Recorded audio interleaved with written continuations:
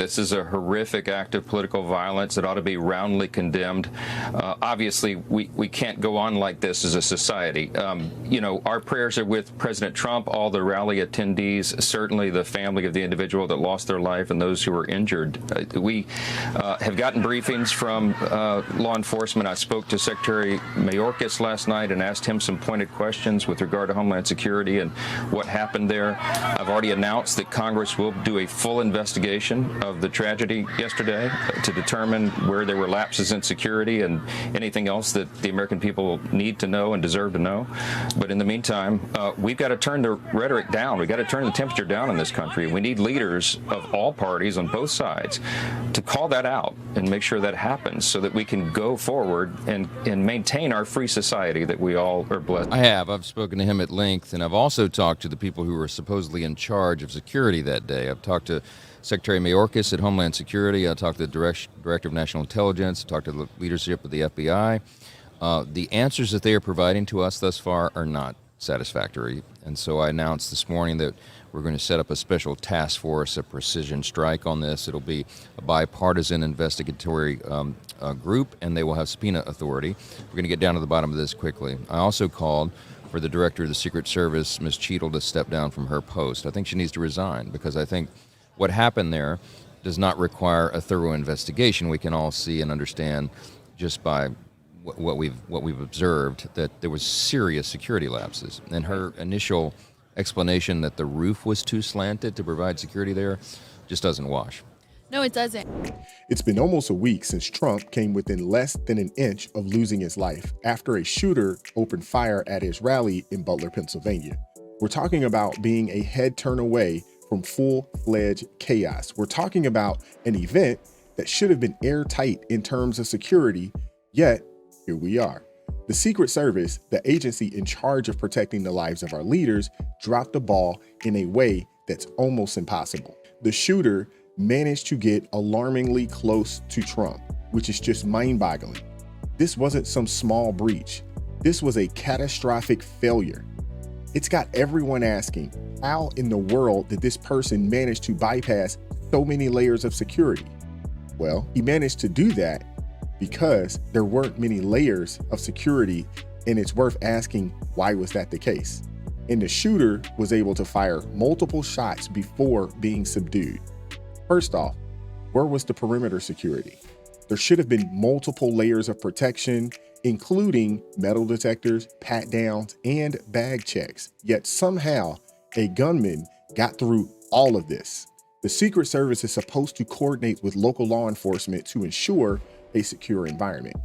Clearly, there was a massive breakdown in this coordination. Dan Bongino has been doing some great reporting on this, and this is what he had to say. You have one job, and only one job.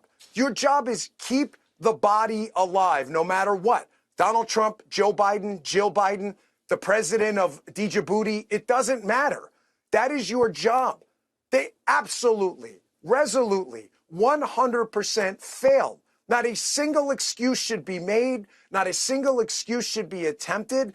This should be the subject of congressional hearings and investigations, because if they can't do this, and this is the best technology you had, then folks, there's no purpose anymore. This was an apocalyptic security failure, and don't ever forget, an uneventful failure is never a success. And the fact that Donald Trump didn't die yesterday is no reason for anybody to take some kind of victory lap. And before we start sending out plaudits, we better look and do a hot wash on this and find out exactly how abysmal this security plan was. What's been really interesting to me, and what I can't wrap my head around, is the fact that multiple people at the rally, day-to-day Americans like you and I, said they saw the shooter roaming around looking sketchy. Some even saw him on the roof and said they alerted the police, but the cops didn't do anything. What's up with that? Yes, we have a 4-minute video of someone who allegedly witnessed the shooter. Okay. React to it live. All right, guys. So we have a 4-minute video that's coming in right now of somebody who alleges to have actually seen the shooting. So this is somebody who's on the ground, actually witnessed the shooting. Obviously, you could see the faces of the people behind and just how confused and shocked they were, and looking at President Trump, probably wondering whether or not he was dead once they saw the blood. We have this individual that we're going to pull in right now. I'm going to be watching this with you guys live. Let's see what this individual says happened. Someone who was here, you weren't inside the event, nope, but you were just outside. Tell us what you saw. So we had a party here all day. You can see behind us at the Brinkles Farm and Greenhouse here. We had a party, and we all decided, hey, you know, when we hear Trump up there, we're going to walk up through the field, stand by the trees up there under the shade, and watch and listen to the rally. Right? We couldn't see him, but we could hear him.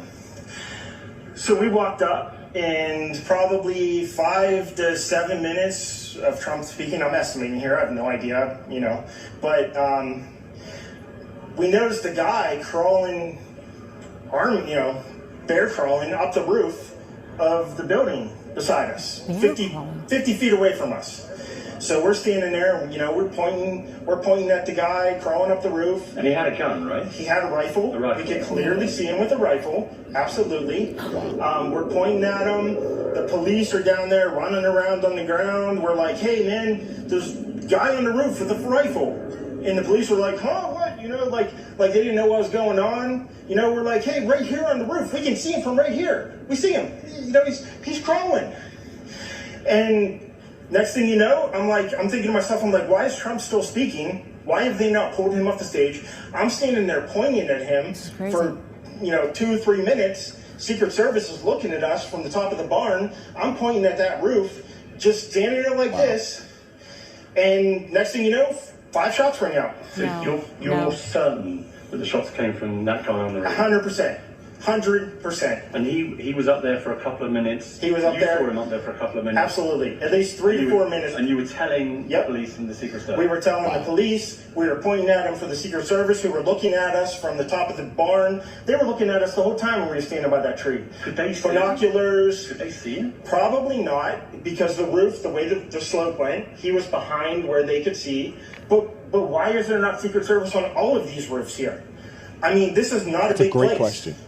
Did you see, I mean, obviously everyone, when the shooting started, everyone was very panicked. Did you see what happened to him at all?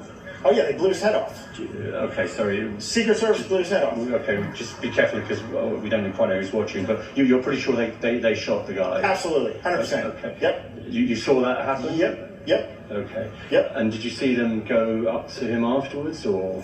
They crawled up on the roof. They had their guns pointed at him, make sure he was dead. He was dead, and that was it. It was over. It's incredibly shocking. The guy was on the roof right there. You can see the white roof right there. Did you get a look at him? Could you?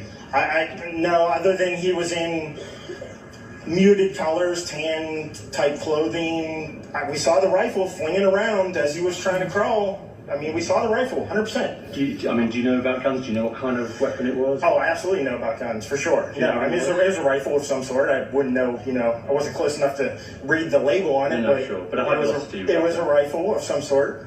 Yeah, absolutely. So how do you process what you've just seen? I don't know what to say, man. All I'll tell you is, if I walked up close to there with anything that Secret Service considered a problem, I wouldn't be standing here talking to you right now. But I don't know why a guy who we're standing there pointing out to police and Secret Service is crawling up the roof. Were you outside the security perimeter? Yes, right there by that tree. We were outside the security perimeter. But my question is, there's only a few buildings around here. Why is Secret Service not on every building here? Well, there's a whole bunch of questions, I think, that are going to come. There's a whole bunch of questions. Yeah. This brother right here, man, he has better questions than some of the people in Congress. Goodness gracious. Yes, she was right in front of me. She kept going back and forth right in front of me. Yes. Tell us about her. I mean, nice horse, nice lady running with a flag. Seemed very, patriotic. But what's the significance of her? No, he asked me if I saw a horse. Okay. You got to be kidding me. You have got to be kidding me. Let me say something right now. Take this to the bank, okay? That person was allowed to scale that roof, okay? I am not some individual who's trying to assess the situation and have never been around the president of the United States. While Trump was in office, okay, I was around him a lot. A lot. And let me tell you something. The Secret Service, there is no person that can get around the perimeter of the Secret Service where Donald Trump is without them being aware of it. I am not kidding when I say that my husband once almost got shot by the Secret Service because he came down a staircase. I was speaking at the NRA, and he snaked in and came down. And they didn't know who he was. And they were like, freeze, freeze, freeze, freeze, freeze. Like, we will shoot you right now. So you're telling me that guy walked up and was trying to get the attention. The Secret Service saw him, and he's pointing, and he's saying, this guy's got a gun, this guy's got a gun, and they're pretending they don't know what's going on? I mean, am I crazy? Do you guys actually believe this was a failure in intelligence? This is wild. The director of the Secret Service, Kimberly Cheadle, came out early last week and blamed the slope of the roof for making it unsafe to put a sniper there. You've got to be kidding me. You can't make this stuff up, man. You just can't. So you didn't put a counter sniper team on the roof because of a slope. The shooter didn't seem to have any issues with that slope.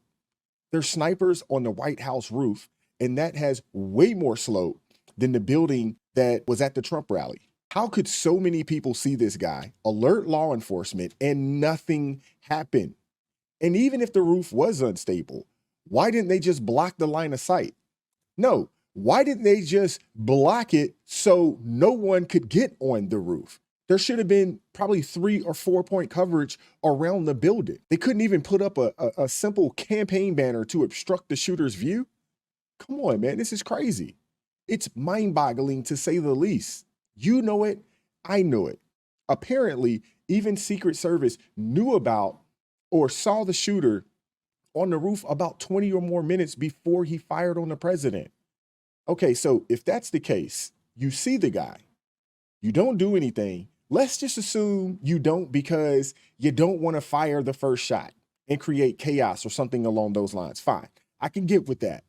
But why allow Trump to even go on stage at that point? Why not just go up there and pull him off? But I'm pretty sure he was at the beginning of the speech or very early stages of his speech. So why allow him to either get on the stage or keep going? I just don't understand it. So let's say he was on stage when you saw the shooter. Agents could have went up to him and escorted him off the stage without causing too much of a stir. But that seems like too much like right, in my opinion. There are so many things that went wrong that we have to triage this into a few simple questions. Or honestly, we could be here all day. First off, why was there no spotter or post stander in critical areas? The shooter apparently leapt on a air conditioning unit to gain access to the building. So why wasn't that secured? At least there are so many questions. All of these Secret Service agents crawling around, and you don't think just what that guy said, that is common sense, okay? They're trying to now tell us that common sense is a conspiracy. That is the new thing that they're trying to tell the public. Common sense is a conspiracy. You're telling me this guy was able to walk up with a rifle in his hand and scale a roof, and you don't think the Secret Service, and let me tell you, they get there days before. Let me tell you how a security apparatus is supposed to run. Days before, they get in and they look at every possible angle in which somebody could hurt the president, okay? And I'm not even talking about once you get to the Secret Service. I'm talking about if you just have security in general. Before you speak, they will go, hey, this is the stage? Okay, let me tell you, that right there is a problem. They'll mark that as a spot. That right there is a problem. That part, we need to know who this person is. They'll knock on doors, okay? They got to figure out every possible angle that any individual could potentially get on a roof, because you know what? This has happened in the past. People have been shot from roofs. People have been shot from windows. There is a 0% chance that some random person with a rifle was able to scale a roof, unless there was just an unbelievable failure in intelligence. And you want to know why it's unbelievable? Because I don't effing believe it. I don't believe it. I want the names of the Secret Service agents that allowed this remarkable security failure to go down. Because I don't believe this. Yes. I'm done with this. I don't believe this, not for 1 second. Having been around the president, having literally almost watched my husband get shot because he came down the wrong set of stairs at the NRA, screaming at him.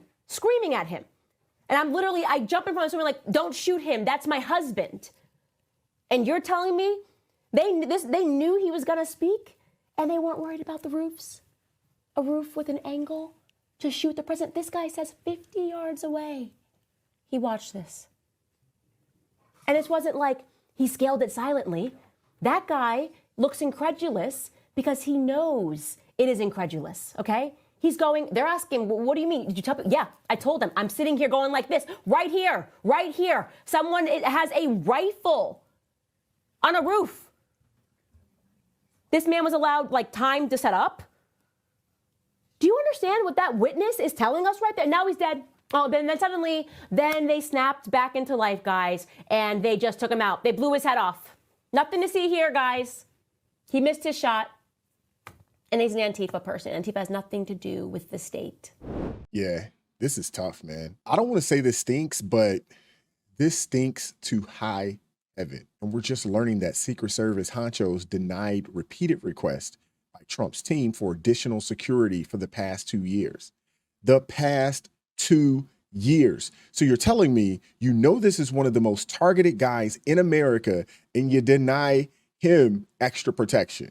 And yeah, let the FBI investigate this. They had trouble getting into his phone, apparently, and then they finally did and found absolutely nothing. A 20-year-old man with barely any leads on his phone also got, like, come on, man.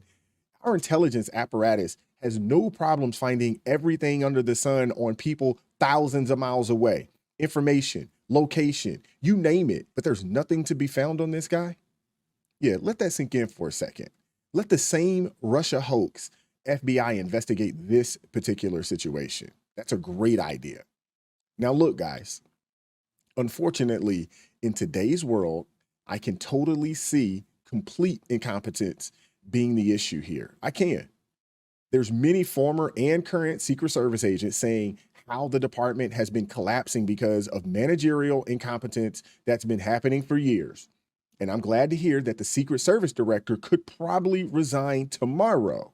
But to be honest with you, she should have been fired last Monday. But this administration is so weak because they've bent to knee to these silly DEI initiatives. They couldn't possibly come out and just fire, quote unquote, the first female director of the Secret Service. Like, they just couldn't do that because it wouldn't be a good look for the women. And I don't say that to be sexist, but come on, if that was a man, that dude would have been chopped probably Sunday. He may have been forced to resign Saturday evening. Come on, guys. But think about it. Think about what that means for a second. The U.S. Secret Service being this incompetent should worry everybody. We're not some third world country where presidents can easily get shot. There's got to be some type of independent investigation that gets to the bottom of this, because this is totally unacceptable. I mean, listen, at some point, gross incompetence is negligence, but malfeasance, but this is malfeasance, because at some point, stupidity gets people unalive. But let me know what you guys think. Like, share, subscribe to the channel, drop me a comment down below. I appreciate all the love and support. Consider joining the ARP family. It supports me, it supports this team. It gives us the ability to do what we do on a day-to-day basis. Keep God first in your life. Stay prayed up, and I'm gonna catch up with you all next time. Peace.